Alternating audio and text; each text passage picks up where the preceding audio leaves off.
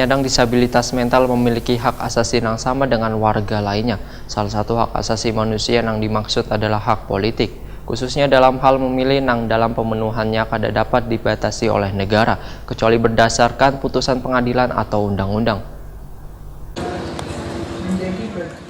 Penyandang disabilitas mental memiliki hak asasi yang sama dengan warga lainnya, khususnya dalam hal memilih yang dalam pemenuhannya kada dapat dibatasi oleh negara, kecuali berdasarkan putusan pengadilan atau undang-undang. Hal ini tertuang dalam pasal 280 ayat 1 Undang-Undang Dasar 1945 menyatakan setiap orang berhak atas pengakuan, jaminan, perlindungan, dan kepastian hukum yang adil, serta perlakuan yang sama di hadapan hukum. Hal ini disampaikan Ketua Komisioner Pemilihan Umum Provinsi Kalimantan Selatan Edi Aryansa, Waitakoni Prima TV jelang tengah hari Kamis 10 Januari 2019.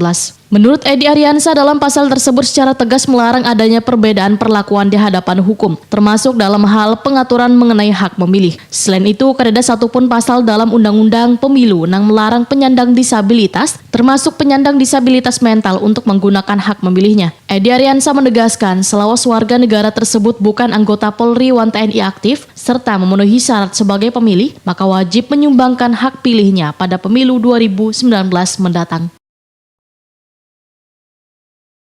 Punya hak politik, tidak hanya diatur oleh Undang-Undang Nomor 7 Tahun 2017, termasuk Undang-Undang Penyandang Disabilitas.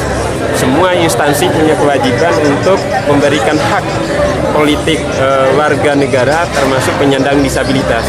Penyandang disabilitas ini tidak hanya dilihat pada gangguan fisik, termasuk juga pada psikososial, mental lainnya. Itu juga memiliki hak politik.